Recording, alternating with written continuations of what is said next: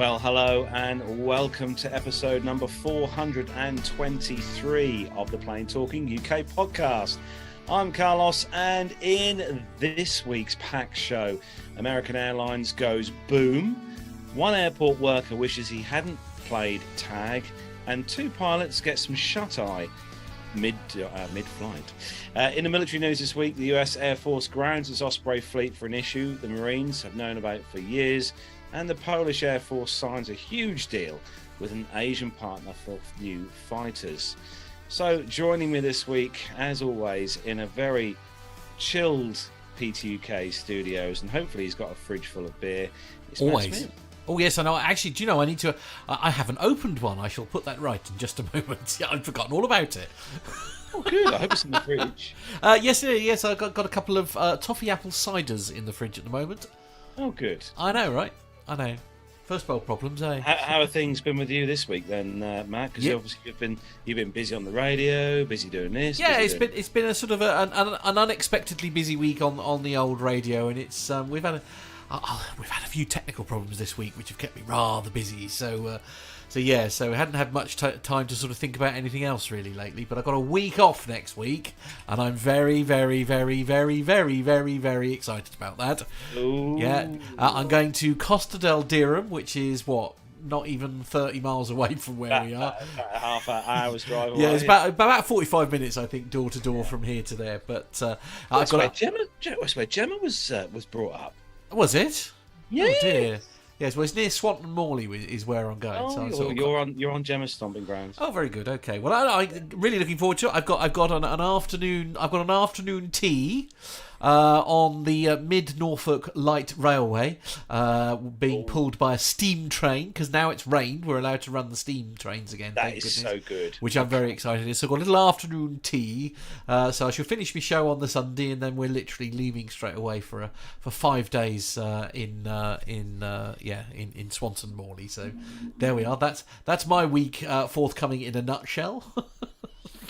And also joining us this week on the show, as always, it's our aficionado of everything BA and Seat 1A. Well, maybe not this week. It's Neville Bounds.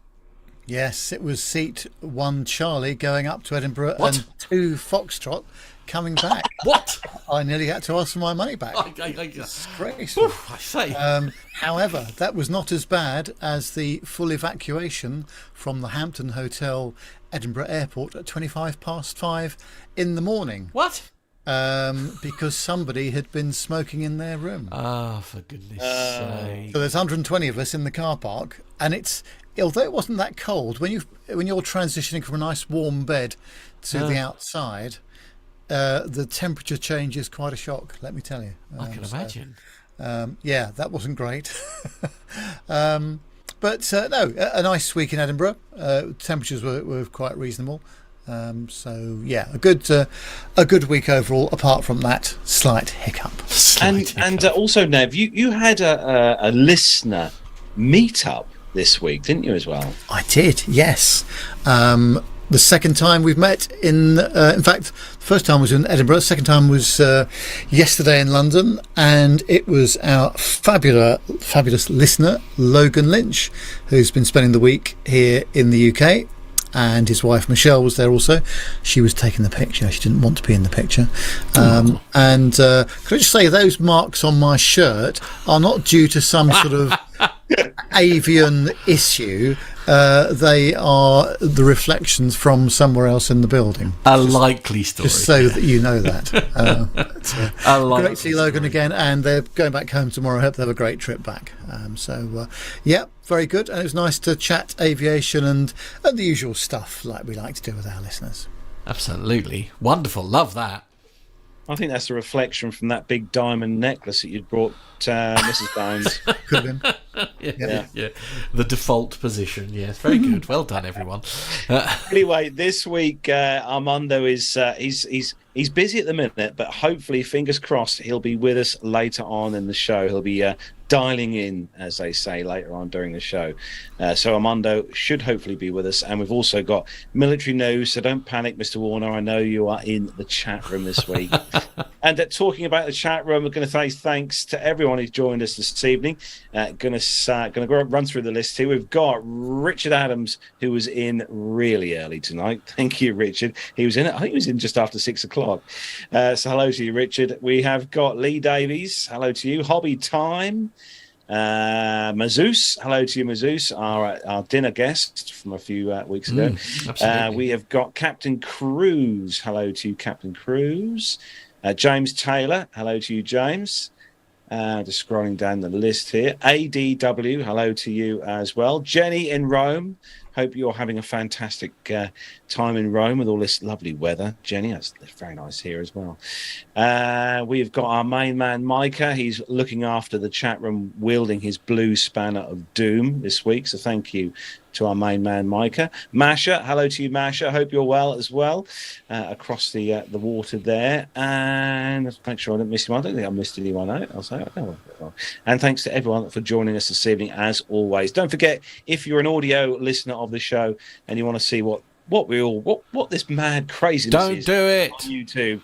Don't forget to check us out on YouTube. Just search for Plain Talking UK. Hit the subscribe button. Hit the bell icon to be notified when Matt is hitting that go live button on his touchscreen in the studio. Don't do it. We are live recording new bits. You don't want to know what we look I like. know. Really, David Corsten has just David, dropped hello. in the chat room. Hello to you, David. He's in sunny Spain, I think. As our most famous listener from the 100th episode. Yes, he was there.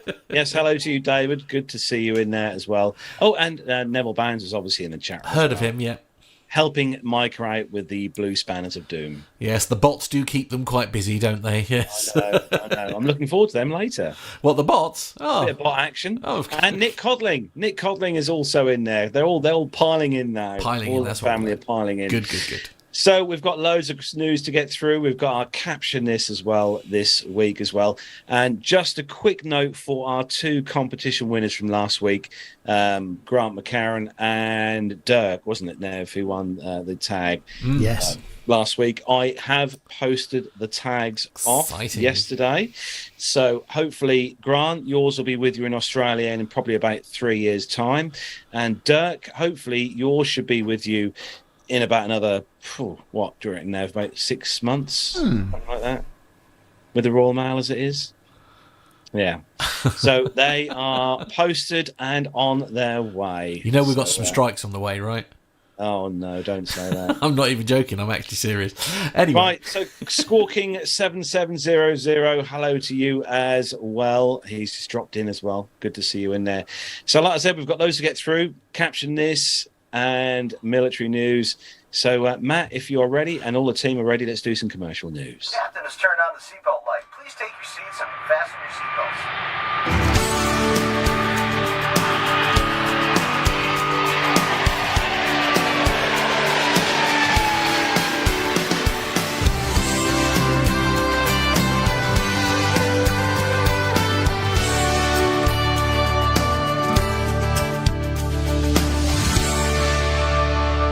And kicking off this week's first news story comes to us from about 4 million different news feeds. One or two of being newsaa.com, forbes.com, and futuretravelexperience.com. And it's a story that we've talked about so frequently on the show. It's kind of getting boring now, and let's just hurry up and get these things made, honestly. American Airlines agrees purchase of Boom Supersonic jets. So American Airlines and Boom Supersonic today announced the airline's agreement to purchase up to 20 Overture aircraft with an option for an additional 40. American has paid a non-refundable deposit on the initial 20 aircraft. Under the terms of the agreement, Boom must meet industry standard operating performance and safety requirements, as well as American's other customary conditions before delivering any of the Overtures. The order book for the Overture aircraft stands at 206 Options included with Virgin Atlantic, Japan Airlines, United, American, all having negotiated purchase agreements and or options. In July, Boom revealed the final production design of Overture, which is slated to roll out in, are you ready? 2025. Yeah, right. And carry its first passengers by 2029. Now, Nev, I know you've got an opinion. Nev might have an opinion on this. On this particular story, because I know you're so excited. Well, all I'm going to say is if they are, if it rolls out in 2025 and carries its first passengers by 2029, I will live on air eat my Airbus A350 hat. Wow, okay. You heard it here first. And you can put it out there as okay, is. because I warn you now, John will make a note of this. Yes, please do. Okay, fair enough. I mean, all jokes aside, though, isn't it? I mean, this is the thing. I mean, they're talking about all this, and for when we were having our little pre-show chat and that, I mean, they haven't even decided what engine or power unit they're going to use at this stage, have they? I mean, surely we're a long way away from, this being, these dates are nowhere Captain near. Cruz's comment in the chat room is classic. Well, we'll start with Mike. Oh, right. Oh, sorry. So yes, I think the only thing this project will achieve is going out with a boom. That's a good point. What was Micah's one again? Micah said, yes. He said, I purchased 24 of them too. It was just as great a chance as I start my own airline, as United and American will get them. Yes. Well, quite. Yes. It's. I think it's. Are we being unfairly sceptical though? No. It's just like, I mean, we're all so excited about the idea of supersonic jets and the new age of Concorde or whatever you want to sort of like call it. But I mean, as I say, it's just very, very worried. They're leaving deciding on the power unit very, very late, aren't they? We talk about the hybrid aircraft a lot, don't we? We've got some very good friends within the industry. Yeah, as you know on the show with Neil and that at Faraday. But at least they are actually they're doing things. There's things being put together doing things. Yeah. Whereas this is just like a press release every month to say that they're gonna Squawking 7700 saying that they may well have passengers on, but they'll be towing it out to the runway rather than actually flying it. Richard Adams is saying Basil Brush brings to mind both his catchphrase and the laugh. And the laugh. Love it. Yes, I see what you did there. Award winning. I think that's what we're looking for, Nev, isn't it? Yeah, I mean, as so many people have said in the past, and Neil at Faraday was one of them. He says you just have to be sensible with certain things, and I think trying to do this in aviation at this particular time, if it works and it's commercially viable, then I will absolutely stand corrected. And if it launches and carries passengers when they say it's going to, I will be very surprised indeed. Yes, you'll be eating a hat, literally. We'll have to be purchasing Nev a new hat. Yep. Indeed. Okay, very good. I've got a nice Naked Wines one here if you need, Nev. So don't worry. Okay, we'll move on to the next story then, and it's story number 2. It's a Ryanair story as always, and you probably heard, if you're living here in the UK, you will have no doubt heard this in the news. Ryanair ups Stansted flights over hopeless Heathrow passenger cap. So Ryanair will add more than 500 flights serving London Stansted during the October half-term, even not half-time, as the airline's boss brands Heathrow hopeless after it extended its cap on passenger numbers. The low-cost operator said that the move will provide capacity for an extra 100,000 travellers at the Essex airport. It follows the decision by Heathrow to continue flight restrictions introduced in July because of staff shortages until the end of October. The limit of 100,000 daily departing passengers had been due to end on the 11th of September. The airport said without a cap, it would not be able to safely and reliably handle its flight schedule. Ryanair insisted that it and Stansted have more than sufficient staff to handle these additional flights. Now, I don't know. I mean, we've been covering all the hoo-ha at Heathrow for quite some time. Nev, obviously, you've been caught up in said Heathrow, haven't you? I mean, a lot of your flights now have moved to City in order for you to sort of do what you need to do for work.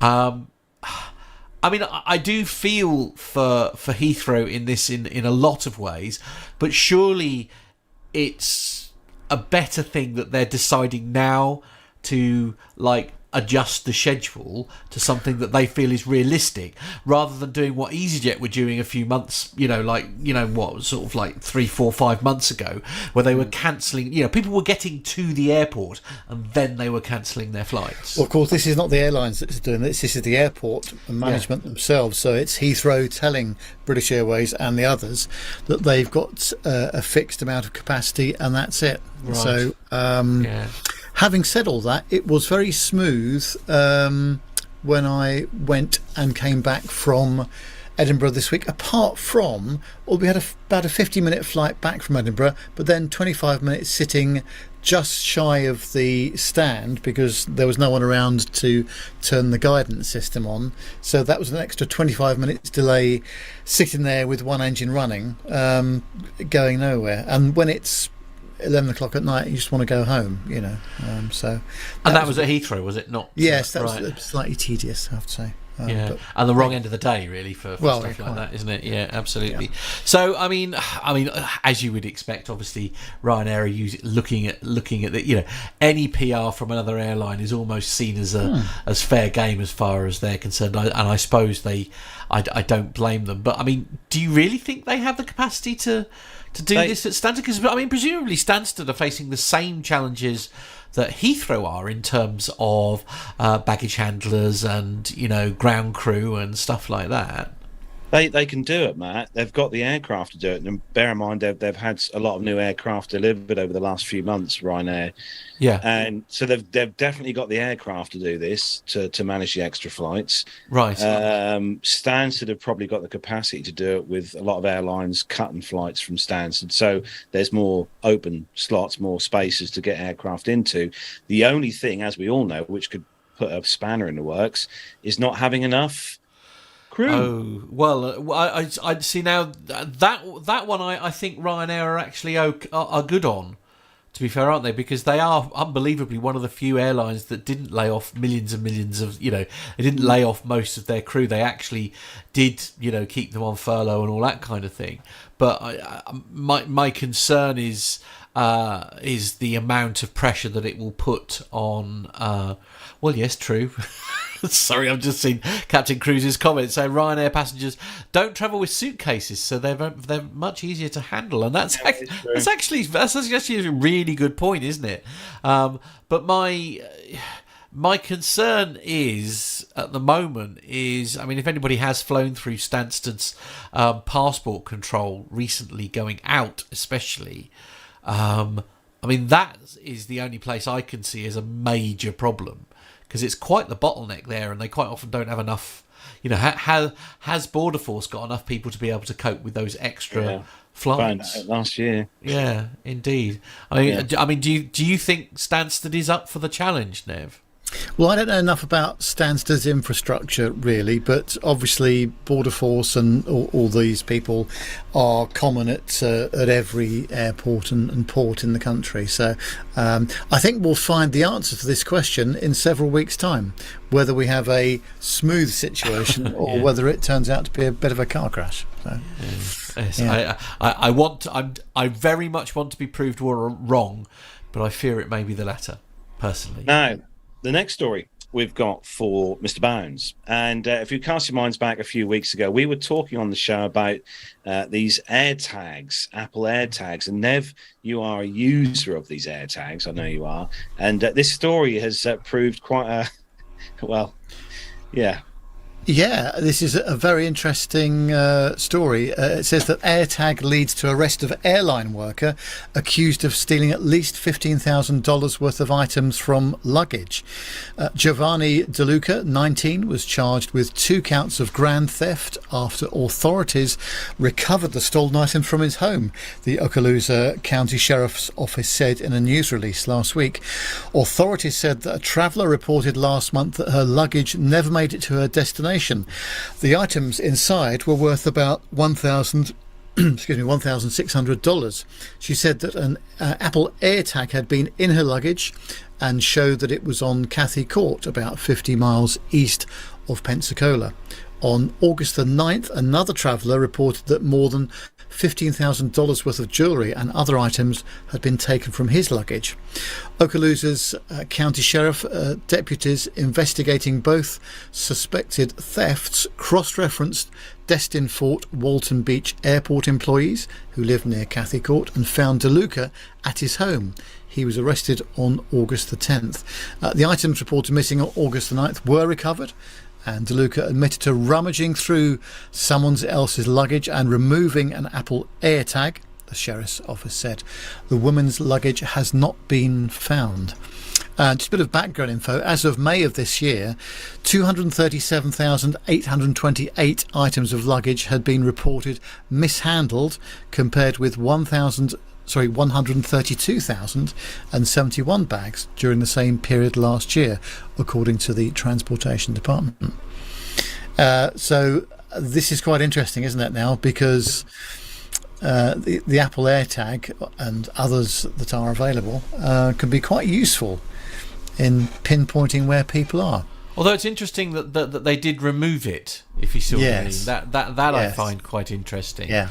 But sort of knowing it's there, I suppose, is the challenge. I mean, Richard Adams makes a very, very valid point. Who the hell travels with 15 grand's worth of jewellery in their suitcase? Very good point. I mean, Richard says, amaze someone with that amount of money doesn't fly private.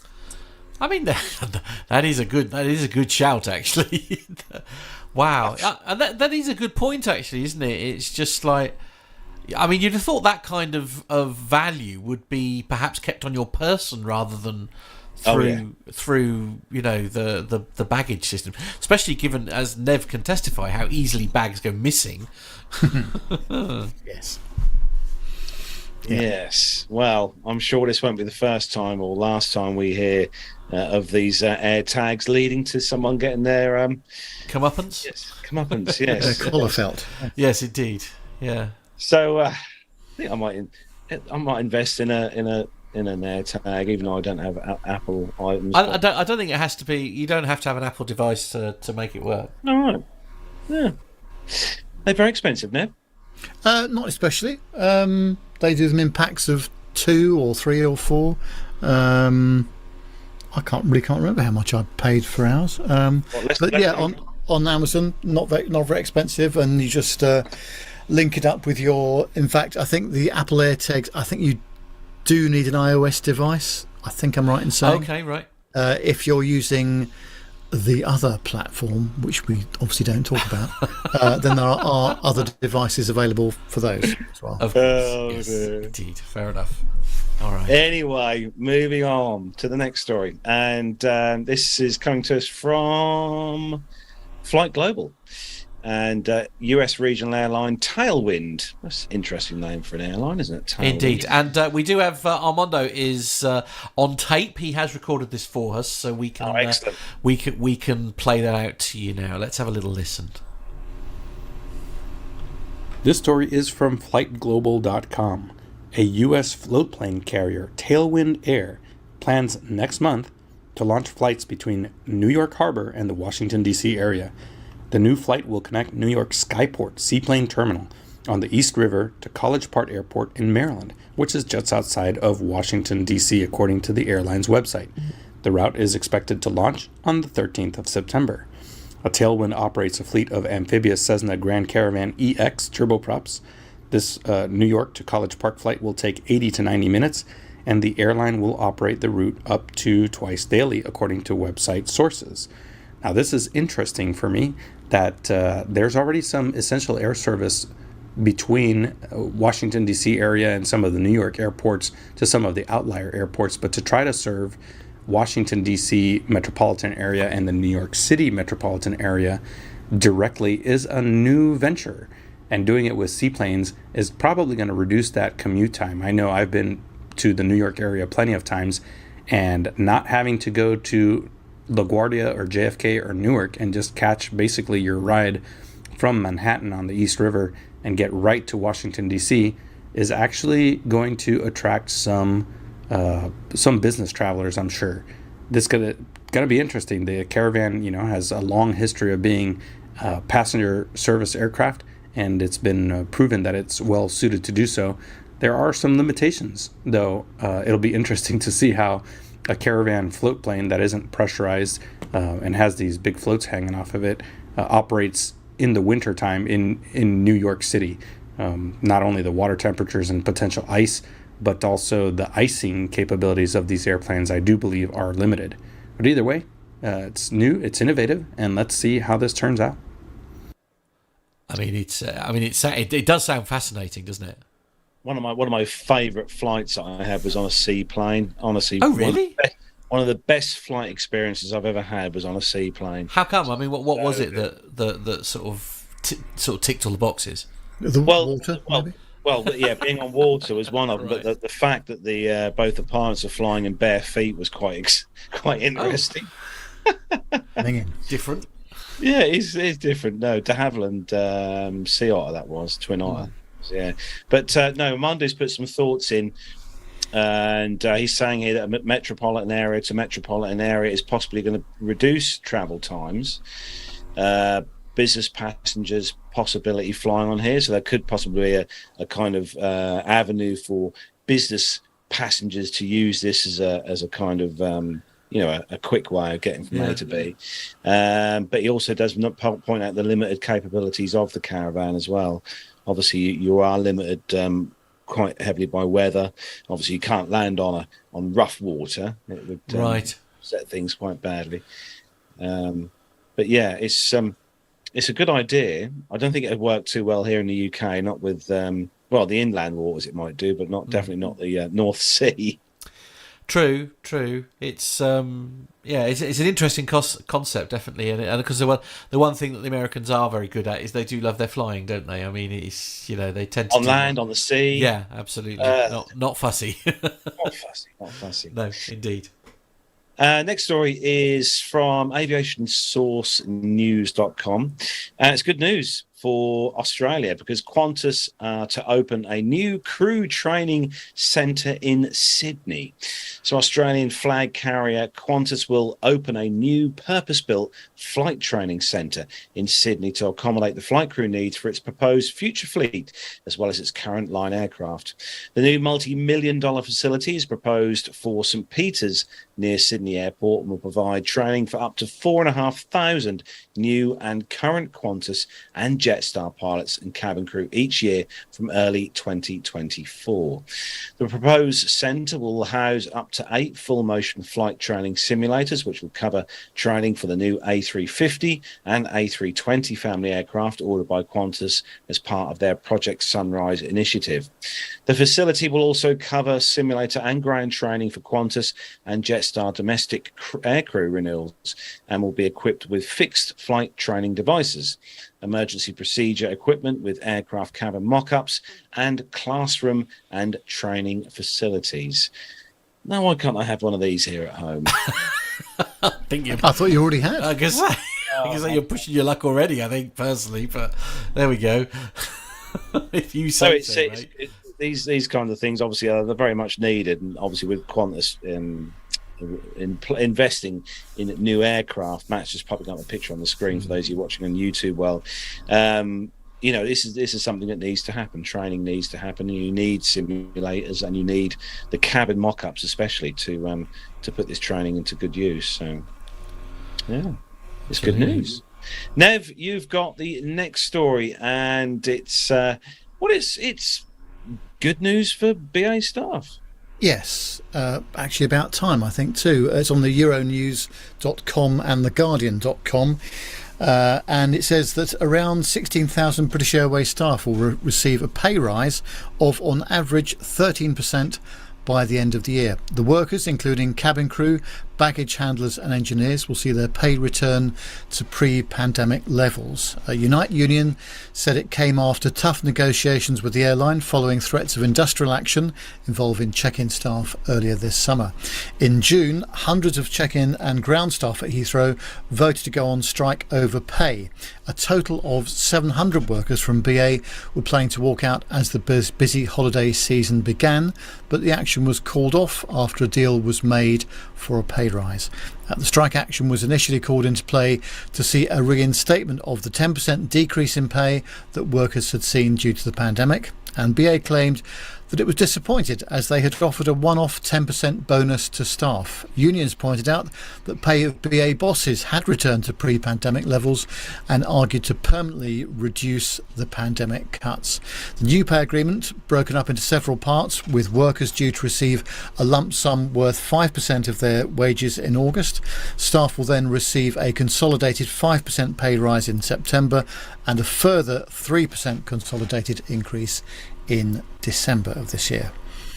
So I think that's a good thing, and I think they had to come to some kind of agreement because with all the stuff that's going on, further industrial action is not what is needed at the moment, and I think that the fact that they've been able to negotiate something with the union has been a very good thing, and you could say this was long overdue as well, actually.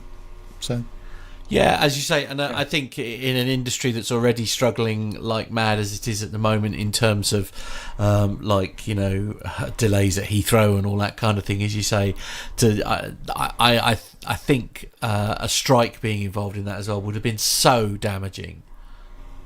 Damaging, and I'm glad somebody came to their senses basically on this one. Well, also the other thing is that apart from that, I mean, they've obviously taken a hit anyway on their salary, but although I don't think this negotiation included the flight deck crew, but the flight deck crew have already taken a big hit on pensions a long time ago in order to help the airline through difficult phases. So they've lent on the staff a lot, I think. Yeah. Agreed. Okay, so we'll move on to... We don't need any more strikes, that's for sure. No, we could do without some train ones at the moment. As if somebody could sort of get that sorted, that would be lovely. Now, Matt, your story next. I'm hoping that you'll stay awake to read this story. Oh, right. Okay. Yes, I'll certainly do my best. The current sources are from 1 Mile at a Time and Sam Chewy and the Av Herald as well. John has put in the notes, he said, I was going to use the BBC and Aerotime.aero as potential sources, but then they quoted Alex Makarakis, so it was very much a hard pass on not including those as sources. Just think, oh, for goodness sake, when will they learn? Yes, as I say, 1 Mile at a Time and Sam Chewy and Av Herald. The Aviation Herald reports on an incident that happened on Monday, the August the 15th, 2022. An Ethiopian Airlines Boeing 737-800, registration ETAOB, performing flight Echo Tango 343 from the Sudan to Addis Ababa in Ethiopia, was en route at 37,000 feet when the pilots fell asleep. The aircraft continued past the top of descent, maintaining 37,000 feet, and continued along the FMC, that's the Flight Management Computer's route, set up for an approach to runway 25 left, without descending. ATC tried to contact the crew numerous times without success. After overflying runway 25 left at 37,000 feet, the autopilot disconnected. The disconnect whaler woke the crew up, who then manoeuvred the aircraft for a safe landing on runway 25 left about 25 minutes after overflying the runway at 37,000 feet. we shouldn't laugh because it's blooming bad. It is. It's not great, is it? I mean, let me just pop so John's very kindly provided us some pictures or a picture here, sorry, of the actual route. So it's just like after the pilots woke up, they ended up performing another approach and touched down on runway 25 left around 25 minutes later. On the screen you can see a visualization of the approach from Flight Radar 24, with the purple being the initial approach at 37,000 feet, and then the turquoise line being the second approach where the plane actually landed. I mean, I have some questions. Okay, right. Okay. I can't promise we'll be able to answer them, but we'll give it a go. I think I'm hoping Andy from the A320 show might be in the chat room still, because he's familiar with the operation of the 737. Is it not the case on the 737 that if there is no crew interaction with the flight management computer or the autopilot or the main panel for a certain amount of time, that there's an oral warning? And also, shouldn't the cabin crew be checking on the flight crew every so often as part of their procedure? I'm sure it's standard operating procedure in a lot of airlines that the cabin crew, if they've not heard from the flight deck crew for whatever amount of time it is, then they should check on them to make sure that everything is as it should be. So I don't know the answer to either of those questions, but I'm hoping Andy or somebody that's familiar with the 7.3. So you're saying, like, for example, in terms of the crew, that somebody should have probably checked on them in that time. Is that what you're sort of... I would have thought so. I don't know how long it was. I mean, presumably they were going for half an hour or so. Yeah. Without any interaction. Indeed, and you'd have thought like one of the crew might have noticed that they weren't where they were supposed to be, because I mean, based on I mean, there's only one cabin crew member I know very, very well, and that particular cabin crew member is very good at spotting large parts of virtually every country that they're flying over, and able to think, oh, hang on a minute, we seem to have gone past a certain point that I would... Yeah, but when you're 5 miles up in the air and you're, if there's, some visibility challenges, then you're not going to see where you are anyway. But no, there's, I'm sure in the report, when it comes out, it all will be revealed. But there's some stuff going on there that doesn't strike me as being normal at all. And then I think you've got to feel sorry for the poor guy who was plane spotting at that airport on that day, and he thought, oh, there's this 73800 coming in, Echo Tango Alpha Oscar Bravo. Haven't got a picture of this one. Oh, it's now doing. Here it comes. I'm going to need a bigger lens. It's still at 37,000. Yeah, indeed. Even Jonathan Warner would struggle with that one. Well, quite. I think yes, even with his massive lens. That's what she said. Yes, indeed. There we go. A bit of a fail then, I think, from this particular crew, and we must make sure we follow this up actually, because I'd be intrigued to know what the report is on this one. I don't know how everybody else feels, but as you say, like with the crews and stuff, like I mean. But perhaps it's an Airbus thing, Nev, and not a Boeing thing. No, I'm sure that there's definitely some protocol somewhere which says that the cabin crew must check on the condition of the flight crew. This is why I love our chat room. This is brilliant. Thank you, Captain Cruz. Love that. What landmarks are you thinking about in the desert, Matt? That's a very good point. I will give you that. I do like Richard Adams' one, because obviously Richard Adams, being a private pilot, says that's some overhead join. That is one heck of an overhead join, that is. Yeah. Quite, indeed. Yes, lovely. Thanks, Captain Cruz. Really appreciate that. Yes, I'm the first to admit that I'm not the sharpest tool in the shed when it comes to anything to do with aviation, flying, and all the above. I am, however, very good at pressing the buttons. That is my job. He is blinking good at pressing buttons. There's no two ways about it. Indeed. Anyway, please dig me out of this cul-de-sac. We've got another story for you from Armando.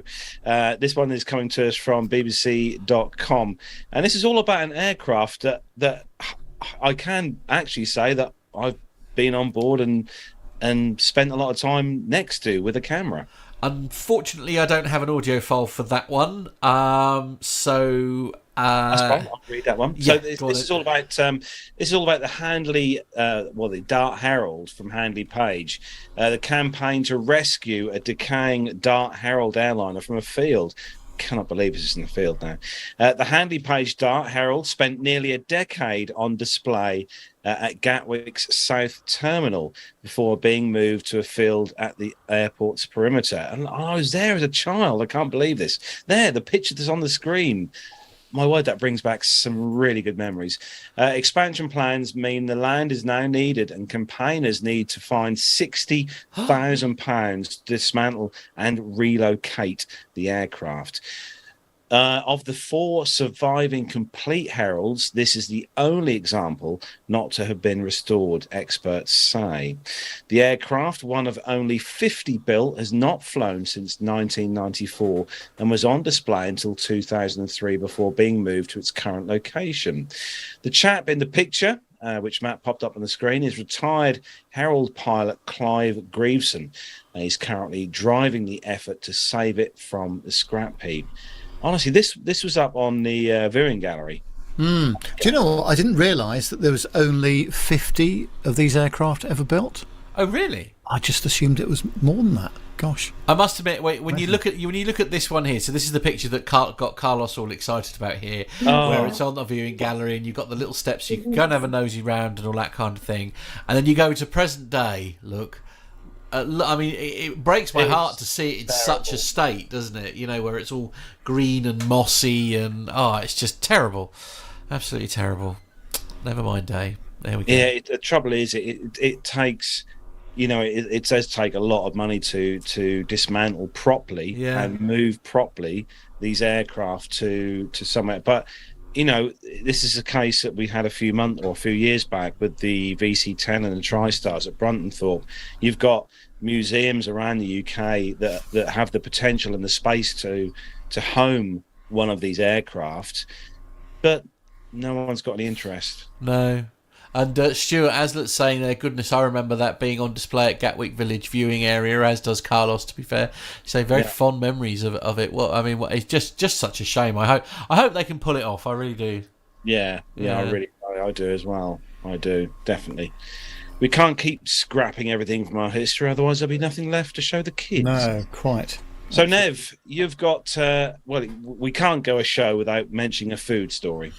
Well, no, but I do think that John has taken leave of his senses with this story because clearly it's a poor week for aviation stories. So let's give Nev a food story with some unpronounceable names. It is your turn, Nev, though, it has to be said, because Carlos and I have both been punished. Here we go. On the trendhunter.com website, it says Zipair's in-flight meals made with cricket powder. Affordable Japanese airline Zipair is introducing in-flight meals that are rich in protein and useful for reducing waste, and this is possible since they are made with edible insects. These new in-flight meals are being introduced in partnership with Grillus, and there are burgers and pasta meals that are made with Grillus powder. While the chili burger topped with tomato includes Grillus powder in the buns, patty and the spicy flavoured tomato sauce, the pasta pescatori serves soft shell shrimp and other seafood with a tomato-based sauce with Grillus powder. So far, so good. Grillus bimaticulus is a species of cricket, and when it is powdered and cooked into food, it is said to provide umami flavour and what in-flight catering chef Keita Masuda describes as a shrimpy taste and nutty aroma. Wow. I'm just checking it's not April the 1st. No, it's not. I mean, it looks good, to be fair, Nev. Can't find the words. No, I'm sure it's lovely. When I first saw this story in the show notes, I thought, is it something to do with the powder they use on the balls at cricket when they're playing cricket? But no, it's actually no actual cricket. Yeah, cricket. Yeah. As in the insect, I assume. Yeah, I mean, it does look delicious. I will give them that. I mean, I'd try one. It's barely a blooming mouthful there. You're 1, 2, 4 chunky fries, a burger that looks like it's one of those mini ones you get at a party, and some hideous green thing which Gemma loves and I can't stand. called? The fake cucumber, whatever you call it. The courgette, you mean? Courgette. Yes, That's yes, the one. yeah. Neil Lamborn says, say sells soft. Oh, I can't even say sells soft shell shrimp fast, Nev, after a few beers. I can't even say it. Come on, Nev. Come on, say it, Nev. No, I'm not going to do it because I'll muck it up. Oh, okay. No, we're not going there. Not going down that comedy cul-de-sac. Never mind. Okay, yes, you win. I'm not even going to bloody try either. Okay. Moving on, next story and all that. This one comes to us from thepointsguys.com. God, John, he's probably laughing his head off. Yeah. And comes to us as well from a website called bestrestroom.com. Okay. This one is 2 airport restrooms in the running to take the throne of America's best restroom. My word, where did John grab these stories this week?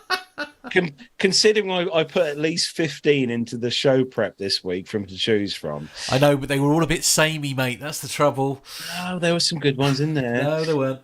With travel back on the table, the challenge of finding a clean public restroom, or toilet, as we call them here in the UK, is back on the list of things travellers worry about when they're in airports, restaurants, museums, parks, highways, and attractions. And for 20 years, the Cintas-sponsored America's Best Restroom contest has put the most innovative and hygienic public restrooms on a throne. This year, we are pleased to see newly upgraded restrooms at 2 airports among the 10 finalists. An all-gender restroom suite at Newark Liberty International Airport, or EWR, and the colourful new locally themed restrooms at Tampa International Airport, or TPA. Nev's going to get himself a drink. He's that upset by it all. At Newark Liberty International Airport, the challenge was how to expand restroom capacity in a cramped 1970s era terminal departure lounge.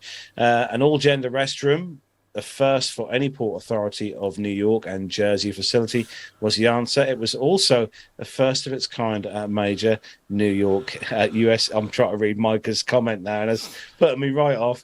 The new restroom configuration. He says, I've got a really pissy attitude from this story. That's what he says. Anyway, the new restroom configuration offers privacy for all users while expanding the number of users who can be accommodated. There are also areas where travelling companions can wait, where passengers can reorganise. Okay. There's also imagery integrated into the architectural glass and tile design to establish a sense of place. Squawk7700 says he doesn't give a crap about this story. Oh my word. Neil Lamward says, "Don't take the Mickey," or don't take the. They've got some strong. They've got they've got to get a strong stream. I can't talk today. How's our stream, Matt? Is our stream good? Yeah, stream's good so far. Yeah, absolutely. This is the second time Tampa International Airport has been made a finalist in the America's Best Restroom contest. In 2013, Tampa made the cut for 20 renovated restrooms in the main terminal. This time, Tampa is being recognised for the newly reconstructed airside sea restrooms. Honestly, if any of our listeners in America have got the chance to use these fantastic restrooms, please let us know. Richard Adams says, I think powder room is another euphemism, though some probably have some amounts of the Colombian variety. Now, Cintas invites the public to help choose this year's winner. Voting is open through to the end of August. Ooh. And you can visit bestrestroom.com. We're going to crash their website, I think, with the amount of people who are going to go straight to... And also the winner, not tardy, this one, the winner will get $2,500 or $2,500 in facility services and restroom bragging rights. I'm not even sure what that is. Nor am I. All very worrying. Can I go back to the other story for a moment? Of course. Is that okay? Now, we were talking about crickets and stuff like that. Now, Mr. Warner has been in touch to sort of say he's actually tried crickets on his food, and he liked it so much. This is what he does with it.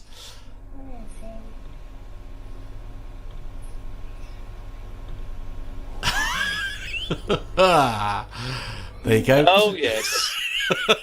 There you go. That's what he does with crickets. Anyone with a fear of... Yes, absolutely. That's why I'm not describing it. So if you're watching on YouTube, then you'll see what it was. Anybody else? Ignorance is bliss on that one. Now, I have to ask the question. We have to ask this question. Me and Matt have to ask this question to Mr. Bounds, as he is our world traveller or European traveller. Which airport, in your view, Nev, has the best toilets? Or restrooms? That's a good question. I was very impressed with Changi Airport at Singapore many years ago, and also Melbourne, Australia. That was also a good experience. There are others, though, which I'm not going to mention, which I was less impressed with. Yeah, well, it all depends, of course, how well they're maintained, shall we say? Yes, that is half the battle, isn't it? It's I'm very fussy about toilets, actually, believe it or not. And one of the things is slightly off topic, but whenever I used to go to a restaurant for the first time, the first thing I would always do is I would always go and check the condition of the toilets before I ate in a restaurant. Now, you might think I've lost the plot by saying that, but my argument was always that if a manager made sure that the toilets were in good condition, they would almost certainly apply that same logic to the condition of the kitchens and be very fussy about how good they are. Do you remember those push button thingies you used to see? I think they still have in the airports. You know, the red, amber, and green. How your experience of the facilities. I don't know if they still use them in the airport. A lot of these sort of like, I mean, we have them at work where they're the contactless, like taps and things like that. I think they're a really good idea. Oh, hello. Neil Lambourne makes a wonderful comment in the chat room. I love this one. Well done, Neil. Neil says Luton Airport toilets are nice because for a while you don't have to look at Luton Airport. Honestly, Neil. I think he does have a point. Neil's never going to be allowed into Luton Airport ever again. No, he does definitely have a point, though. I think he's blacklisted now on the Luton Airport list. I think it's enough. I think it's time now to no longer talk about toilets. Okay, let's move on to something else, and we're going to hand things over to Nev. Yes, we're going to get back to aviation. Remember that? Oh, right. Oh, how nice.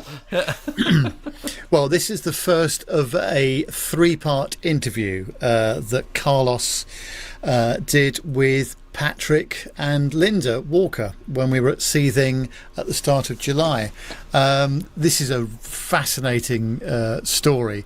The couple's adventure started in 1991. Patrick was working as a pilot for British Airways, and the pair of them spent £500 on an instruction manual on how to build an aircraft by the NASA engineer Bert Rutan, thinking it would take them 4 years to complete. Well, how wrong they were. The process was to take much, much longer than that. The engine was procured in New York, whilst the couple scoured the US for the parts that were difficult to source, bringing them back in their luggage. Patrick says, I lost count a long time ago how many hours I spent on it. I can't even guess. The same for the money. I could have easily bought a commercially made aeroplane for the amount it cost. In fact, the couple had to expand their garage halfway through, but without it even being fully built.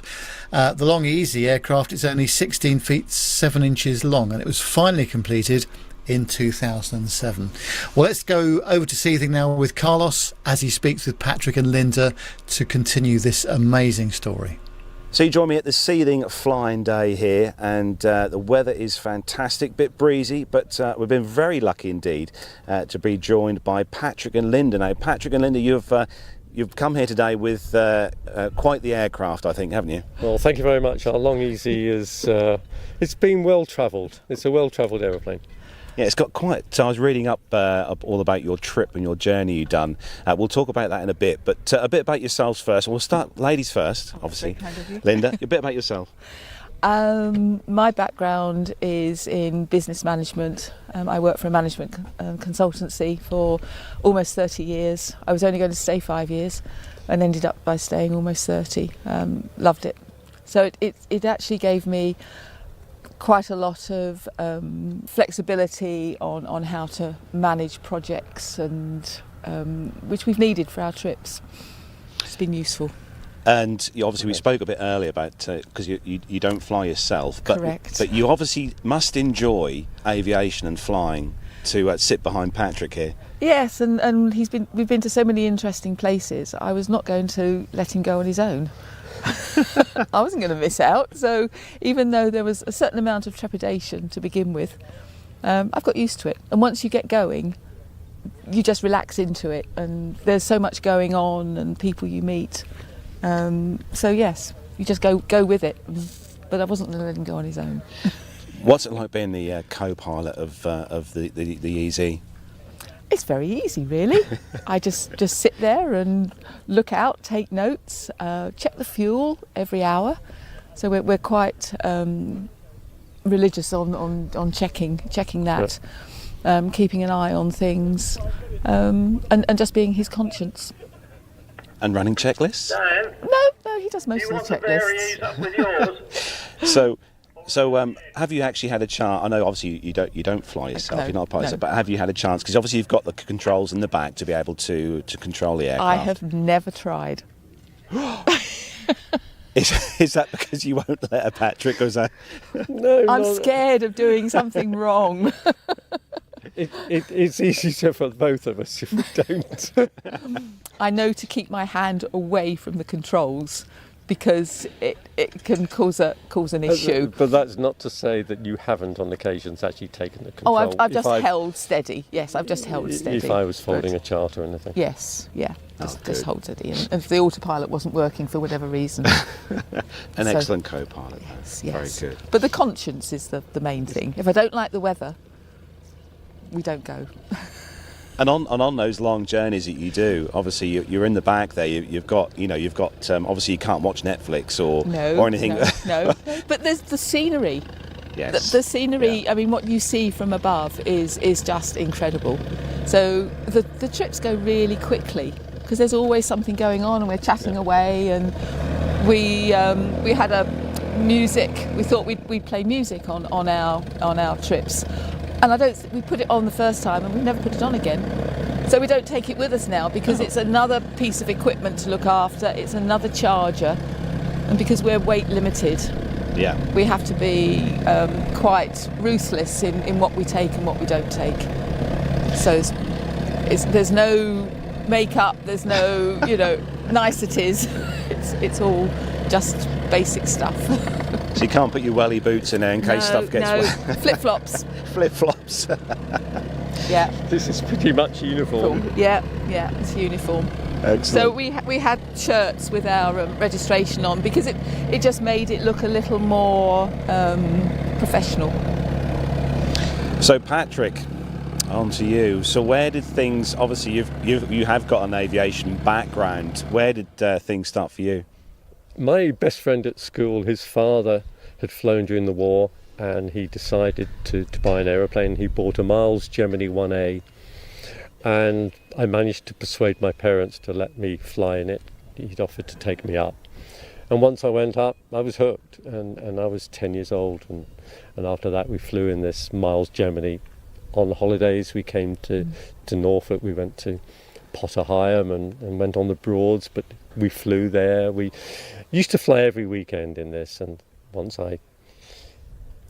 unfortunately the aeroplane had an accident and it stopped flying, but then I was joined the cadets, went through the cadets, got a flying scholarship, which was really great, and then applied to the Air Force and applied to go to the British Airways College of Air Training at Hamble, and decided to go civilian flying rather than Royal Air Force, and went to college for 2 years and then joined BA eventually in 1978 after the oil crisis, and spent 31 happy years flying with BA, which was great fun. Nev would be very happy indeed to hear that you fly for BA because he is obviously our BA person. But what did you fly for BA? I started on the 748, Hawker Siddeley 748 as it was then, British Aerospace 748, up in Scotland, flying the Highlands and the Islands in dreadful weather, 70 mile an hour fog, which for a southerner you've never seen. And from 8.5 years on that, I went down to Gatwick and flew the 737 on British Air Tours, which was holiday destinations in the Med, basically. And after that, it was onto the DC-10, which I was fortunate to fly out of Gatwick as a co-pilot, and then I got my command on it. And then 10 years I spent as a captain on the 777, retiring 13 years ago now. It just seems like yesterday, but 13 years ago I retired. I have to say, do you miss it? I miss some of the destinations we used to go to. New destinations were always fun. The flying was fun. I don't miss the politics. It's what we hear a lot, actually, about the people who retire from the airlines. Is one of the things they do. They love the destinations, but the politics. And the aeroplane was great to fly. The 777 is an amazing aeroplane, and I think maybe I might have gone on the 787, which is an even better aeroplane, I think. It would have been fun, but we have this, and this is the substitute. Yes, I've got a piece of Zulu Charlie on my wall at home. Do you really? Actual window section, yeah. I've probably flown that one. I wondered where that window piece was sitting. Yes, it does make for a nice office piece, trust me. It does. Okay. But so going on from that, obviously we're here today with this amazing aircraft, and as we were saying and talking about early, it does have quite a history, a global history, I think we should say. It does. When I was building it, and it took me 16 years and 2 weeks to build, so it was no overnight project. I was working at the same time. I always knew that it could travel. It was a travelling machine. And towards the last few years of flying, a hangar colleague mentioned that he wanted to emigrate to Australia, and he had an RV-8. And he, former commercial pilot, he and his wife wanted to go down, but not on their own. And they said to us, would we like to go down with them? And I thought for probably a microsecond, and I thought, yeah, that would be fun. So the last couple of years that I was flying commercially, I looked at, and I was flying down to Australia. I looked at the routes and where we could get fuel and how you did it. And I thought, yeah, we could do this. And Linda and I had started travelling a little bit, like everybody. We went to Bembridge on the Isle of Wight for a cup of tea. Hey, wow, we can go almost foreign. And then we went to France, Le Touquet, we went to Granville, and then we went to Malta. And I'm thinking, this aeroplane does travel quite well, and we quite like it. So this is something that we can do. Well, his plans changed. Our friends' plans changed, and they weren't going to emigrate. But we'd retired, and we said, hey, how about we still do this trip? And my mother sadly passed away, but her legacy gave us the financial backing to be able to do it. And we said, these are our healthiest years, retirement years, let's go and do it. And off we set. Yep. And a year later, we'd been down to Australia and almost around the world, but not quite. And we got back to the UK and a year and a day after we left. So that was the first trip, which we could bore you with. But the second trip was more interesting, which was 4 years later. Some friends that we'd met who had also flown extensively had been down to Ushuaia in the southern tip of South America. And it just piqued our interest. It's not a place we'd ever been to before, obviously. Mm-hmm. So what did we do? We set off for Ushuaia via the States and many stops in. We were trying to state bag in the States, and I think we got up to about 35, 40. 35 to 40 states, which isn't bad. With the aeroplane. And then we set off from Brownville. What was it? In Texas. In Texas, to go down and circumnavigate South America. Wow. Which I have to say was scary at times. It was interesting. If I can just say, when we were flying around the US is huge. And we did fly from coast to coast, and we went to various air shows. We flew into Oshkosh and Sun and Fun, and an air show in Copper State in Colorado, the Copper State fly-in. And Kanab. And Kanab with all the Canard aircraft. A lot of the American people were saying, or US people were saying, You know, you get to Mexico and it's a bit dodgy, but you go further than that, you know, and I'd really watch out, you know. And we'd heard that Peru was the most unfriendly general aviation country in the world. Well, we can stand here on record and say the Peruvians were just amazing. We didn't have a single issue with this airplane, with people or authorities or anything, all the way down to Ushuaia and back. And I have to say, it was an amazing trip, meeting amazing people on the way. Just great. So was it 20? I think it was 23 countries. I think it's on that one. Yes. But you had issues, so I hear, with Japan. That was on the first trip. Yeah. Yes, they are not particularly GA friendly. And because we're not we're a what's the word? Home built. Self-built. They'll only let production aircraft come in. They deem us unsafe. And unfortunately, there had been a couple of accidents, and they were both British planes, home builts. Well, one was a home built, and one was a Piper Cub. Yeah. You might know the story of. And they just said there's no paperwork that will allow you to come in. Well, subsequently, there's a gentleman called Colin Hales. I don't know if you know about Colin. He's worthy of an interview as well. He's quite a character. But he had an accident, but he had a Japanese gentleman helping him, and they found the paperwork that would allow us to go in. But at the time, they had the tsunami, and we were due to go into Sendai if we could get in. This is back in, if I can say, 2011. Yes. It was not the time to push to let us in. Yeah. So we ended up by going as far as Taiwan, taking the plane to bits, putting it in a container, shipping it across to Vancouver, and carrying on from Vancouver. Discover the pioneers of speed and adventure at one of the UK's most iconic museums. Whether it's a tour of the legendary Concorde, a walk around the Brooklands aircraft factory, or maybe a behind-the-scenes look at the McLaren automotive cars, the Brooklands Museum has it all. Based at Weybridge in Surrey, it's the perfect day out for all the family.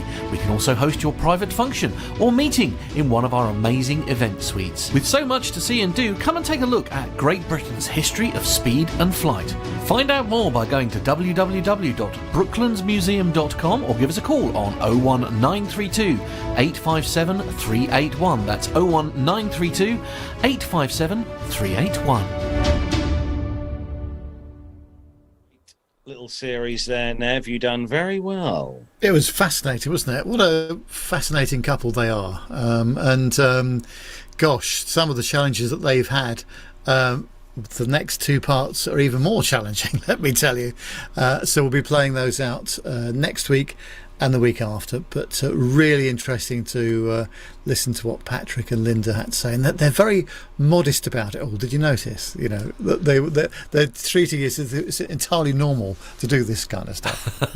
Yeah, Captain Cruz says, down to Patagonia in that shoebox? Blimey.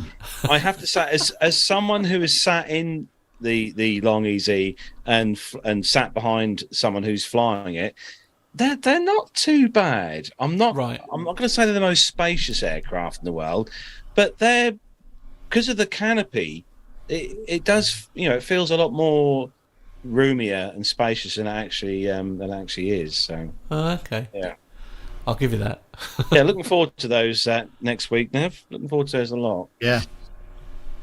So next up on the show, then, it's our military segment. And if I know Armando's not with us yet, hopefully he'll be here soon. But if all the team's ready, yeah. Yep. Hit the button. Blast up bogeys 13550, Angel 16, heading 340.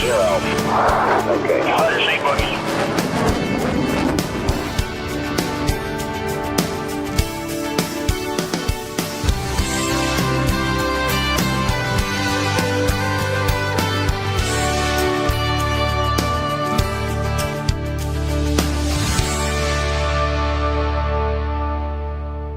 Hey everybody, this first military story comes to us from thedrive.com. It's a little bit of a update on the CV-22 Osprey fleet. The Air Force this last Wednesday grounded its entire fleet of Ospreys over some safety concerns, while the Navy and the Marine Corps are continuing to fly their versions.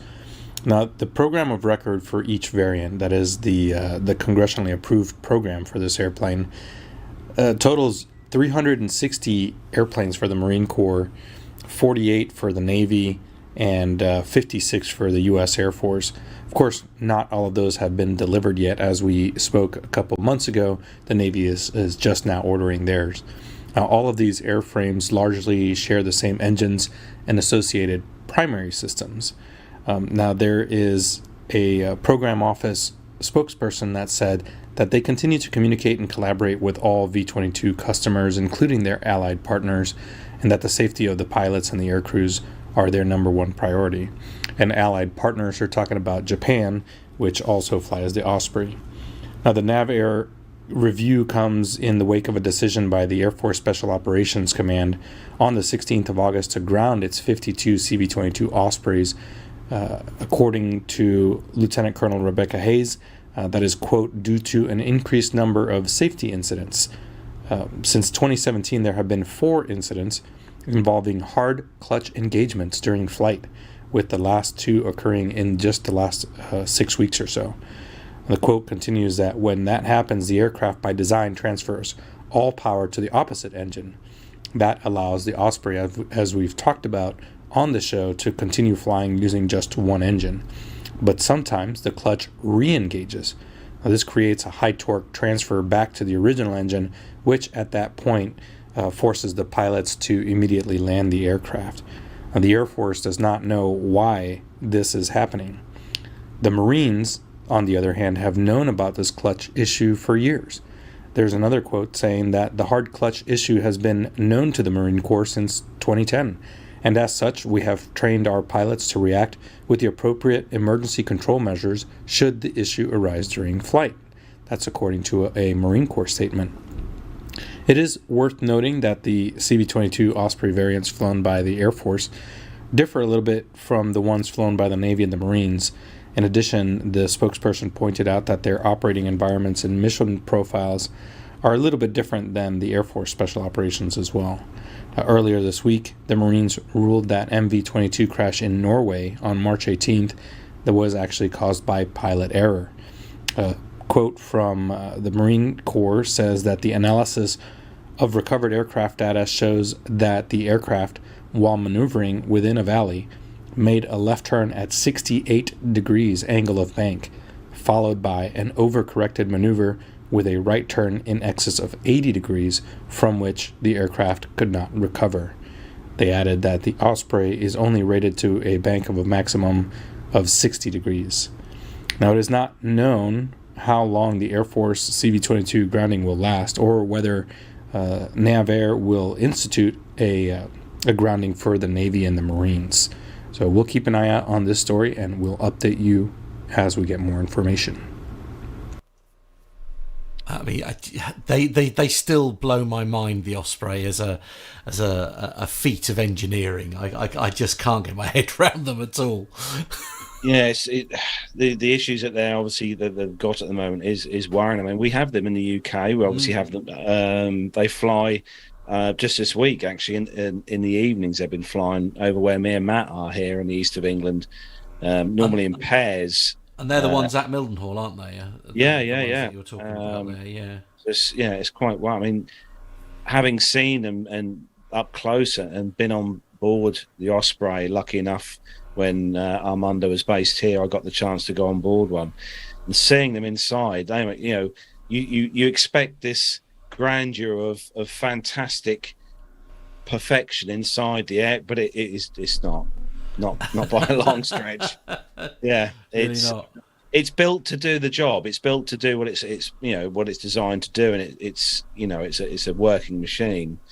But there's hope that they sort or get these issues and that sorted out with the Osprey fairly soon. I mean, it's, as you say, it's an astounding bit of kit. In fact, these are the ones at Mildenhall that Mr. Warner has just sent to me. He does seem to like the challenge of not knowing what's coming and finding a photograph from his archive for me to pop up. But as I say, these are the actual Ospreys at Mildenhall. Probably one or two of them, of which our very own Armando has actually flown. Yeah. In fact, you might have even been on one of these as well. Quite to be possibly. fair, yeah, with one of those hideous KC-10s in the background. Oh dear. But as I say, I mean, as you say, whether you love or hate, it's an astounding aircraft, and let's hope they get it sorted. So the next story comes to us from BusinessInsider.com, and we're heading off to Poland for this one. On the 27th of July, just last month, Poland signed one of the largest arms deals ever for more artillery, tanks and aircraft to modernise its military amid heightened tensions that we currently have here in Europe. Warsaw's $14.5 billion deal with South Korea, the largest ever for South Korea's defence industry, includes 1,000 K2 Black Panther tanks, nearly 700 K9 self-propelled howitzers and 48 F-50 or FA-50 light combat aircraft. The size of the contract and Warsaw's decision to buy from an emerging military exporter also reflects thinking influenced by the fraught state of European geopolitics. Quickly modernising the Polish Air Force is a priority for Warsaw, which is seeking to replace its 23 MiG-29s and 18 Su-22s, aging Soviet-designed multi-role aircraft that are increasingly hard to maintain. Poland already fields 36 US-made F-16s, and it ordered 32 F-35A stealth jets from the US back in 2020. But it's only one of 3 NATO countries with MiG-29s and the only European country that still flies the Su-22. The 48 FA-50s from South Korea will help Warsaw advance that modernisation effort, and the FA-50 is a capable light combat aircraft, can reach supersonic speeds of Mach 1.5 and carry a variety of bombs and air-to-air and air-to-ground missiles. Poland will receive the enhanced Block 20 model that is compatible with NATO systems, according to Blazak. However, Poland chose the FA-50s for not only its combat capability, but also the speed with which one could be acquired. Warsaw also looked at aircraft, including the F-16s, but none could be delivered fast enough. A pilot who's been trained on the FA-50 only needs a few hours to start flying the F-16 on his own, they told the Defence Ministry. The cost of training as such is much lower, and thus we will not need to train more pilots. Interesting. So we're gearing up here in Europe anyway. Well, Poland is anyway. Indeed. This particular picture, by the way, that Jonathan has sent, it says the Koreans took the T-50s to display in Poland after Riyadh, probably to seal the deal on the attack version. The FA-50s, not a bad move. Yeah, the FA-50s is basically a grey version of these. There you go. Thank you. Nev, you've got the next story from AvWeb. Yeah, it's on the avweb.com. It says that the Air Force is having a look at how it might use eVTOLs and is starting with who's best for the flight deck. It's hired Massachusetts consulting company Aptima to figure out what an Air Force eVTOL pilot might look like. The learnability study will help us not only understand the baseline pilot skills and competencies needed for proficient eVTOL flight, but also the impact of automation on pilot performance, said Samantha Emerson, who's in charge of training, learning and readiness. She's a readiness scientist at Aptima. One of the biggest challenges for establishing a training regime is that the eVTOLs that have emerged so far have a wide range of automation. More experienced pilots tend to struggle at filling the seat in a highly automated platform. Training them to fly vehicles that fly themselves might require some dumbing down, even though a more experienced pilot may possess greater ability in controlling aircraft. Not all of those skills may be useful or even desired in platforms with more automation and augmentation, Emerson said. In fact, it may require an unlearning and retraining of behaviours to prevent interference or conflict with automated operations. That's a very good point, isn't it? Hadn't thought about that. If you're going into a very highly automated environment, some might say you've almost got to, as they said, unlearn some of those manual handling skills and almost start from scratch. And I'm wondering whether people that transitioned from perhaps the Boeing 737 to the A320, it'd be interesting to talk to some people that did that to see how they were able to adjust the way that they operate the aircraft from sort of like almost trust the machines almost. Yeah. Don't know. Funny one, isn't it? Mondo has got the last story for us in the military segment for this week from airforcemag.com, and it's all about the F-16s. This last military story is from the airforcemagazine.com. With certain upgrades, F-16s are able to serve as a numbers builder in combat air forces until the 2040s, and it's not necessary to launch its successor program yet, according to officials at an industry conference this week. Colonel Tim Bailey, the Air Force Lifecycle Management Center's F-16 program manager, said that they anticipate hundreds of F-16s in active service for some decades to come. Now, Brigadier General Dale White, the program executive officer for fighters and advanced aircraft, said that much of the recent service life extension program work on the F-16 has brought years of additional life for this type, and he's gotten no instructions to start working on its successor, which the Air Force has dubbed the MRF or the MRX, which is a future multi-role fighter. White also said that there's no requirement that has been passed to the Air Force to evaluate the Boeing T-7 as the possible successor platform to the F-16. Now, the MRF first showed up in planning documents in 2021 that indicated that the Air Force was looking to an F-16 successor in the mid-2030s. These documents suggested that the aircraft sought would not be intended as an all-up, very stealthy jet, but what Chief of Staff General C.Q. Brown characterized as a 5th-gen minus fighter, for which affordability and not necessarily a high level of survivability would be a key requirement. I wonder what the pilots think about that. Former head of Air Combat Command, retired General Mike Holmes, suggested that an armed version of the Boeing T-7 trainer could be adapted to such a role and also serve as an export fighter for partner countries lacking the funds or the expertise to operate and maintain a more complex aircraft. So based on this recent development, it looks like the F-16 has a nice long future ahead of it, at least for the next 2 or 3 decades. Love it. Which is amazing when you think the F-16 first flew before me and you were even thought of, Matt. Back in 1974, the first flight of the F-16. What were you doing then, Nev, in 1974? We were probably working for ATV at that point, weren't you? No, I'm not that old. I was in the, if you don't mind, I was in the, the second year at grammar school. Yes, so I would have been 13 years old then. Wow, love that. How cool is that? I'll tell you what, it's no surprise they've got plenty of these F-16s still hanging about, because currently, sitting up to just a couple of years ago, they'd built 4,604 of these. Oh, just a handful then. Quite a popular jet. But no, thanks for that, Armando, as always. And well, we're going to move on to the next part of the show. I'm going to mention a couple of things before we move on to caption this. First one is very important. As you will all know, it was my birthday a few weeks back, and I had a fundraiser set up on my Facebook page for people to give a few quid to for the air ambulance here based in the UK Air Ambulance, a charity very, very important to me and also very important to a lot of people here in the UK. And it's not a particular part of our emergency services that's funded by the government. It's funded purely by donations and charitable donations from companies and people like us. So that's why I chose that.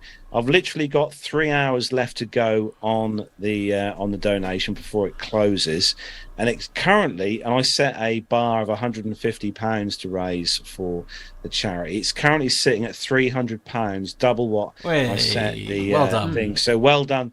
I want to say big thanks to everyone who donated from the show to that through the page on there. Big thanks to, there's a lot of listeners on there who did donate to the show. It's still live, like I said, for 3 more hours. It's still live on Facebook. The link, if you want to donate, is still on our Facebook page. If you go on our Plain Talking UK Facebook page, the link is still there. You can donate through PayPal. It's very easy. But no, I just want to say a massive thanks to everyone who donated to that air ambulance charity for me on behalf of my birthday. So thank you, everyone. Nev, you've got some important information about a book, haven't you? Yes. Well, we like to do these big multi-part interviews. Well, we have secured another one, which our good friend Nick Anderson is going to assist me with this week on Wednesday when we shoot it, and we'll be then playing that out over a number of weeks. It's going to be a fascinating story. This is all about Chris Burwell, which charts one man's career in aviation from joining the RAF in 1969, aged 18, to having responsibility for training pilots for the world's major airlines nearly 50 years later. He's seen service in the Falklands, on detachments to Belize as well. He's ejected from a Harrier GR3, so he's got the tie, the Martin Baker tie. And after 30 years of service, he spent 12 years with Cobham, managing their Teesside base and flying the Falcon 20 on operational training for the military, and the King Air 200 on international flight calibration tasks. It's going to be a fascinating interview with Nick. So we'll be shooting that on Wednesday, and then we'll let you know when we're going to play it out, and we'll make it a special item on our YouTube channel anyway. But we're looking forward to doing that and bringing that to you. Oh, it's all getting exciting, isn't it? We've got lots planned for the rest of the year, haven't we? Yeah, it's very good. We have. Time for our Caption This competition. Well, not competition, we'll caption this. Our bit of fun that we do, just for fun every week on our Facebook page. So this week on Wednesday, I posted a picture on our Facebook page. Bit of a topical picture this week. It's fairly fresh, only just been in the news over the last few days, and it's regarding a certain, is it a Qatar Airways, isn't it, Nev, aircraft that's had a slight prang? Yes, a bit of a piercing, I would say, through the wing there. Yeah, in fact, right on the leading edge part of the wing. It's a bit scary, really, isn't it? Because there is fuel in those wings somewhere. There is. That's the bit that makes me a bit super nervous about that. The light's still working though. So we seem to have a. I'll try to think the best way to describe it. So it's probably what sort of like towards the end of the wing, we have a lamppost firmly embedded. As in, like, literally right through. I mean, it's literally gone into and then round it, hasn't it? It's very much got hold of the lamppost. And the good news is that the floodlight is still working, that it's attached to. So that's progress. So the whole thing is well illuminated. So that is a 777. It's one of Qatar's 777 freighters, which has happened to. Probably good, actually, because if you're a passenger watching that out the window, you'd be a little bit... scared, I think is the word. So we had some great captions in this week. It was a very popular one again this week. So we're going to kick things off. Nev, go on, kick things off with James. I think this is one of the best ones out there, actually. Don't want to spoil it for everybody else, but James says, in terms of fractions, it nearly took a Qatar off the wing. Oh my goodness. Ray says, nah, don't worry about it. That'll buff out, mate. The buff out ones always come out. Yeah, it's always a winner. Chris says, I don't understand. Every time we give power, we just go in circles. I like that one. Jake says, after air racing got cancelled this week, Qatar started practicing for next year, but sadly their pylon hits are worth more than a 3-second penalty. Stuart says Qatar Airways becomes the next airline to embrace diversity and inclusivity, with their aircraft sporting new wing piercings and an orc's tattoo on the tail. Stuart again says, look guys, we need to stop damaging these wide bodies, otherwise we might need to give in to Airbus and buy some A350s. Very good point. And just carrying on that theme, Stuart also says, yeah, I wouldn't worry about that, it'll buff out. Oh well. Chris says, would you like the new wings on a stick or in the quiche for dinner? And James says, I think I'll just shave a bit off the sides. My hair, not the plane. Very good. James also says, my new book title, X Marks the Spot, Creating the World's Most Expensive X. Good point. Neil says, Qatar Airways now offer pole dancing in business class. Oh, blimey. Classy. Elizabeth says, when the maps haven't been updated, turn right at the crossroads. John says Qatar Airways have launched an official complaint with Birmingham Airport after the Commonwealth Games competitors are allowed to practice the javelin on the airport. Yeah, he is. All right, I'll give him that one. I think that's my favourite so far. Sean says, when I said put it on a stand... Yeah, I like that one. Bob says, bicycle designer hired by Airbus adds kickstand to wing for stability. Always a pleasure. Yeah. Jack says Team Boeing a little too eager to take pole position at the Qatar. Bill says I didn't know Qatar was a Polish airline. Oh my word, they're just getting better. Mark says, yes, we have another paint problem with our planes. Ooh. Very, very current. See what they did there. Yeah. Gordon says Qatar Airways now testing pop-out hard-standing lighting for rough field operations. Ben actually included a meme with this one that was it's from Airplane, this picture, I'm not really sure, but anyway it says with a meme included, it says, I missed it by this much.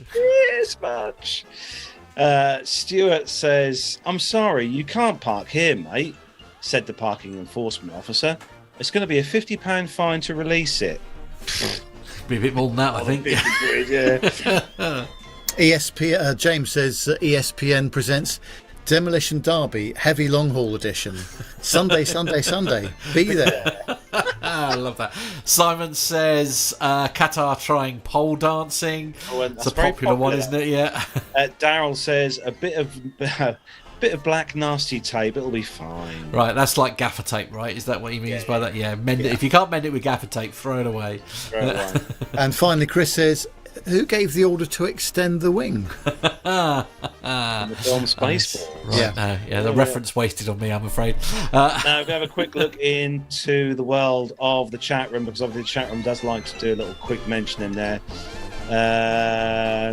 Now, Richard Adams, Qatar won't be asking for pole position at the gate again. Mark on WhatsApp is saying, who needs winglets anyway? Cat Ridiculous Wits says, thinking about getting my wing pierced. Oh my God. Mark's also added, will this help fold it up? Will this help it to fold up before the gate? Mike has got an amusing one, Nev, in the chat room as well, hasn't he? Yes, he says, I can hear the ground marshal saying, now waving him on, come on, a little more. Whoops. Bang. Yeah. However you dress it up, it looks expensive. I think that's what we're going to learn with that. So it does ponder the question how they're going to I don't expect that's a simple repair. I wouldn't have thought that's a simple repair anyway. No, I suspect not.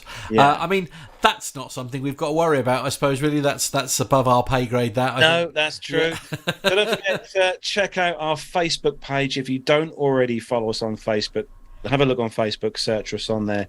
And on a Wednesday, all being well, I'll post another picture on there for you all to leave your witty, funny comments on. So, it's getting a popular little part of the show, that. So thank you, everyone who chipped in this week. Indeed. Whiz through the rest of the social media while you're there, please, Carlos.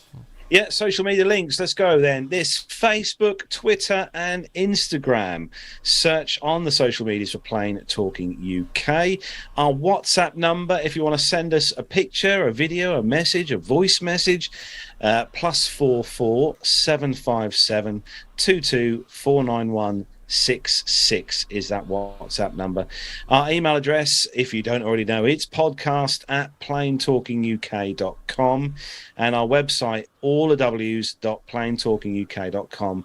On there you'll find links to our store where you can purchase a PTUK t-shirt. Yes, you can get your very own beautiful cotton, 100% cotton PTUK t-shirt with the embroidered logo on the front and print on the back. It looks awesome. And hopefully by Monday, the new military mugs should be you can also well. get yourselves on the store our PTUK mugs, and hopefully, as Matt said, the military mugs will be on there next week as well for you to purchase as well. On the website, you'll find the links to Amazon. If you do your shopping through Amazon, just click on the link. Doesn't cost you a penny, but it does give us a small referral fee if you do your shopping on Amazon. And also the links are on our website. If you want to become a Patreon of the show or a PayPal donator of the show, you can find the links on there and join our awesome group of people who donate to the show and basically keep us on air every week, because that's what you do, is keep us on air every week. So there, all the Patreon and all the website bits on there.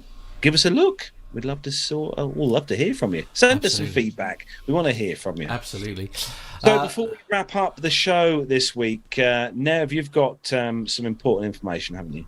Yeah, a couple of bits of info. The Jersey Air Show that Carl and I are going to is on the 8th of September. And we were just talking with the organisers this week about what we can do with the media side of things there. So we're very much looking forward to that. It's going to be a great show. Just hope the weather holds.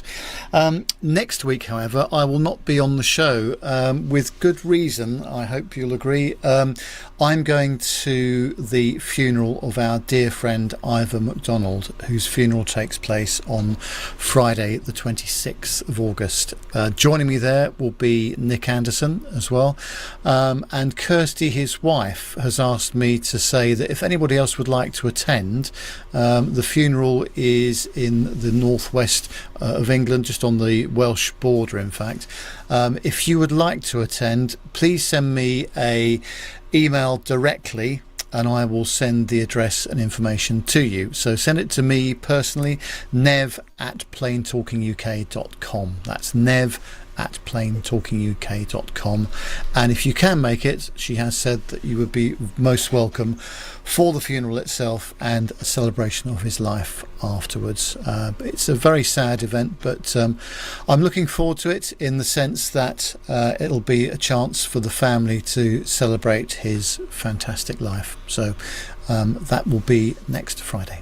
And thank you for representing us, Nev, as well. Much appreciated, and sort of taking the time to do that. As you say, it is a sad occasion, but I think it's going to be an incredible turnout, and I think that'll mean a huge amount to the family, because they probably don't know a lot about that side of his life, do they? Where he's interacting with us weirdos. Bless him. Yeah, absolutely. And he was such a character, not just in our world, but in every person that he touched and people that he worked with. And I'm just looking at some of the comments on the Facebook page. Everyone that's been involved with him or had interaction with him at work or social. He was just the same guy, and it's terribly sad. It is. But I'm pleased to be able to be going next week. Yeah, much appreciated, Nev. Thank you, Nev. Yeah. So that is where we're going to start to wrap up episode 423 of the show. Going to do, as we've got a little bit of time, going to do a quick round robin to see what all the team are doing next week. Obviously, Nev, you're not going to be here next Friday, but have you got any plans for flying around Europe next week? No flying. What? For a change, but I shall be flying around in the car, covering an awful lot of mileage next week. I'm going down to Cornwall to the Eden Project to see some stuff that's going on down there. I'm then going up to Bath area. We're then doing the interview with Chris Burwell in the Cotswolds on Wednesday. Then I'm driving all the way up the M6 to Chester and Lancaster, and then finally ending the week on Friday, going across the Welsh border to Ivor's funeral. My goodness. Much driving, and it'd be a nice change from flying, actually, in some respect. Yeah, absolutely. But there we are. That's my plan. And Indeed. Matt, what are you up to next week? Anything exciting? Well, I won't go over it again, really, because I sort of went over it in sort of great detail sort of at the start of the show. But yeah, I got a little bit of a holiday to look forward to. Very much looking forward to having a few days off. It is the first time that I've had some time off since well, in fact, the last time I had some time off was for our 400th. So that gives you an idea. Are you totally time off then, Matt? Are you going to literally airplane mode? No, don't be ridiculous. I do have some things I need to do, sadly. But yeah, it's going to be. I'm looking forward to it. It's going to be nice to have a few days off. As I say, we're not going very far. We're just going up the road as far as we're concerned. But it's going to be nice to just sort of chill out and just have. Well, the some good fun. news is, Matt, for you next week, it's going to be still sunny, but not ridiculous. Yes, I am warm. quite excited about that. It has to be said. Yeah. I am very, very excited about that. Now, if you go to our little WhatsApp group, by the way, Carlos, there's a message from Armando in there, and I'm just frantically trying to download the pictures to be able to share them with our audience. Yes. There are some details. So although Armando's not here, he has got. He is working, but there is also a very good reason. Yeah, he's been up to something, hasn't he? Yeah, Armando has. He's obviously been busy today flying. He was due to come and join us on the show for the later half of the show, but he's unfortunately had a few issues with bag delays and stuff, and delays at Charlotte, so he can't join us. But he does have a bit of news for our little community here on the show, and that is that Armando has finally signed on the dotted line and is now the proud owner of his very own. Yes, you heard me right. His very own aircraft over it at home. For those of you watching on YouTube World, you'll see the picture on the screen. For those of you who want to see the aircraft that Armando is now the proud owner of. And also, the other bit of news is that Megan, the glorious Mrs. Armando, is going to be learning to fly as well. Oh, wow. Quite exciting. I love that. I think my favourite picture is this. So this is what he came home to. By the way, when he got back, the last picture. This is just absolutely adorable. I love this picture. Look, I love it. I think some people are excited about this coming home. But yeah, so I can't wait to hear all about that. I'm sure we'll have all the details very, very soon on that. Armando will fill us in on all the interesting bits next week. So what about you then, Carlos? What have you got up your sleeve? I mean, obviously it was the birthday bash Saturday just gone. That was a lot of fun, wasn't it?